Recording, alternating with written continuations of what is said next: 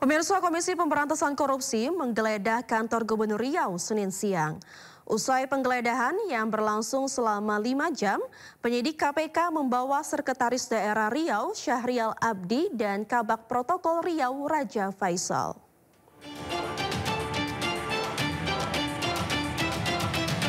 KPK mengembangkan korupsi yang menjerat Gubernur Riau nonaktif Abdul Wahid.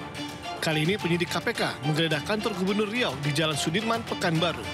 Penggeledahan ini untuk mencari dokumen atau bukti terkait kasus yang menjerat Abdul Wahid dan Kadis PUPR PKPP Riau M. Arif Setiawan.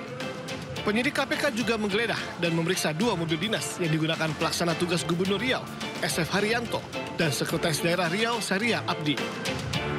Tadi datang ke sini ada yang data-data yang mau diminta.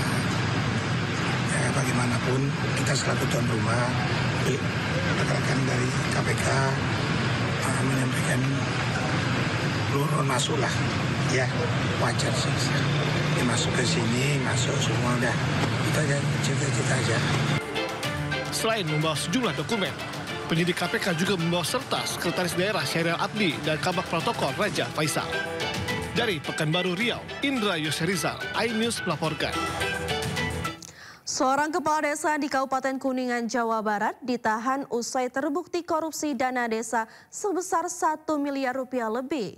Uang korupsi digunakan untuk membayar cicilan di bank serta keperluan pribadi sang kepala desa.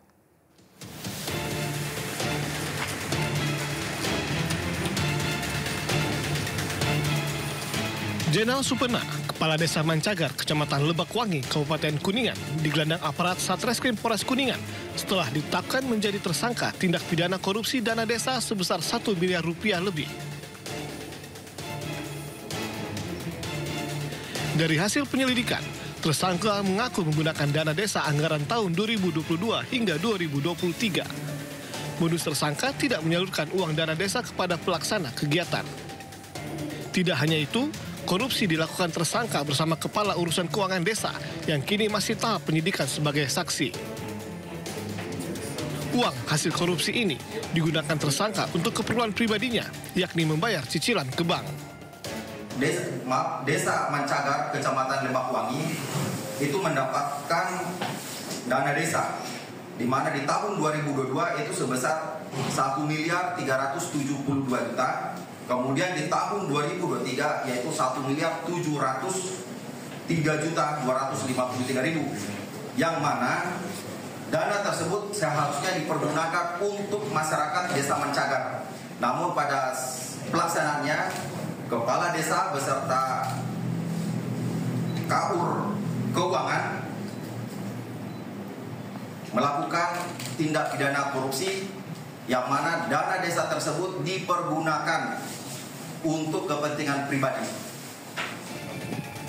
Akibat perbuatannya, Jenal Supena dijerat Undang-Undang Tindak Pidana Korupsi dengan ancaman hukuman 20 tahun penjara. Dari Kuningan, Jawa Barat, To Iskandar, iNews melaporkan. Pemirsa, saat memperingati Hari Pahlawan, Indonesia memberi anugerah ke 10 insan. 10 nama naik ke langit kehormatan, namun satu yang memicu sejumlah keheranan. Kita simak pembahasannya bersama politisi Partai Gerindra, Hendra Samarantoko, serta Ketua PBHI Julius Ibrani yang dipandu oleh rekan Kevin Pakan dalam program Sindo Sore berikut ini. Setiap tokoh itu mempunyai sisi baik dan ada sisi kontroversinya. Sisi kontroversi ini yang kemudian menjadi perdebatan, ya. Nah, ini kemudian yang kita ulas pada saat ini beberapa kali ulas. Coba kalau kita mau lihat, setiap pemimpin pasti punya kontroversinya. Bagaimana Bung Karno, saya pengagum Bung Karno, saya disclaimer dulu, saya pengagum Bung Karno. Tapi tidak bisa kita nafikan juga bahwa Bung Karno pada saat itu pernah bersengketa dengan wakil presidennya Pak Hatta, ya, mengasingkan beliau dengan Sultan Syahrir juga tanpa pengadilan, gitu ya. Habis itu juga banyak dengan Syafruddin Prawinanegara, dengan Muhammad Nasir, tokoh-tokoh yang berseberangan dengan beliau, dengan Buya Hamka juga. ya kan, dan banyak yang lain. Tapi kan kita tidak melihat itu, bahwa bangsa kita adalah bangsa yang menghargai, bahwa jangan gara-gara nilai setitik rusak susu sebelanga, ya. Jangan gara-gara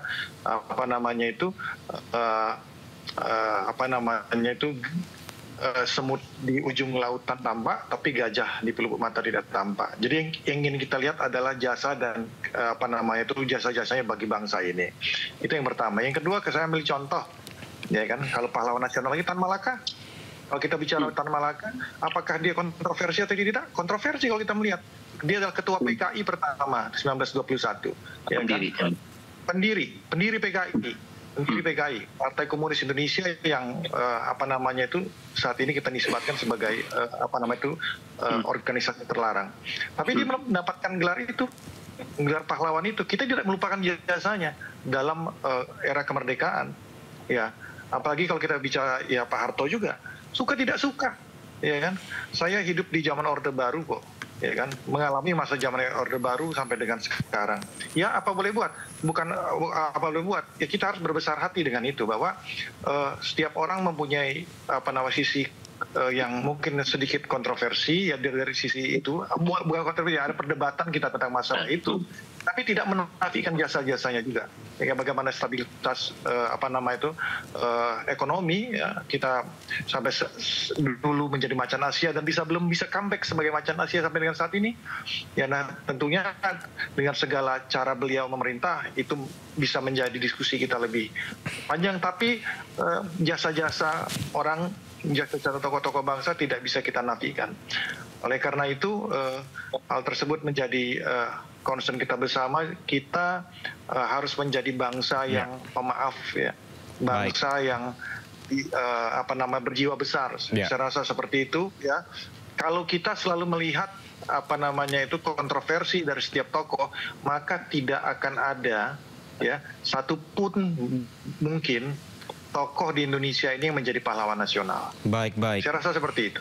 Baik, saya mau ke Bang Julius. Bang Julius, pendapatnya seperti apa dengan adanya penganugerahan gelar pahlawan kepada Presiden kedua Soeharto? Ya, pertama dalam undang-undang ya tentang gelar dan tanda kehormatan, termasuk pemberian gelar pahlawan ini, itu ada satu proses yang namanya verifikasi kepada instansi-instansi terkait, kepada masyarakat dan segala macamnya. Nah, ini proses yang kami pikir hilang gitu, karena kami sudah cek ke Komnas HAM, apakah Komnas HAM dilibatkan, apakah lembaga yang lain dilibatkan, itu ternyata tidak. Itu pertama. Yang kedua adalah tentu perspektif pahlawan ini adalah perspektif pahlawan bagi masyarakat. Tadi ada pro dan kontra, ada catatan positif, ada catatan negatif. Saya pikir keduanya, kalau dikatakan Bung Hendarsam seperti itu, keduanya harus ditampung gitu. Karena apa? Karena negara sendiri. Nah, ini catatan yang ketiga. Tadi perspektif korban, perspektif masyarakat sipil, masyarakat pada umumnya. Yang ketiga, ada ketentuan peraturan, ketentuan hukum yang sampai sekarang belum diselesaikan. Makanya ketika... Dan pemirsa, selain soal Pak Soeharto menjadi pahlawan nasional, Marsina juga menjadi pahlawan nasional. Rasa haru juga ditunjukkan anggota keluarga Marsina, tokoh perjuangan buruh yang menjadi pahlawan di bidang sosial dan kemanusiaan. Selain berterima kasih kepada Presiden, keluarga berharap perjuangan Marsina bisa membawa perubahan besar terhadap nasib buruh, terutama di tengah gelombang PHK saat ini dan skema outsourcing yang dinilai merugikan buruh dan pekerja. Terima kasih kepada Bapak Presiden Prabowo, Bapak Presiden RI yang sekarang. Terima kasih banget, terima kasih sebesar-besarnya untuk anugerah yang diberikan untuk adik saya Marsina. Saya tidak menjangka jenengan Marsina jadi orang besar, bahkan membanggakan seluruh Indonesia, khususnya Nganjuk, terangkat Nganjuk punya pahlawan nasional sekarang ini. Semoga itu bisa mencukupi kehidupan lebih layak. Tidak zaman dulu seperti dulu makan aja sering satu hari hanya 2 kali. Insya Allah pemerintah bisa mensejahterakan kaum buruh yang ada di Indonesia, juga memikirkan nasibnya. Jangan ada PHK. Amin. Terutama yang outsourcing, siapa tahu dengan Pak Prabowo dibuat seperti zaman dulu.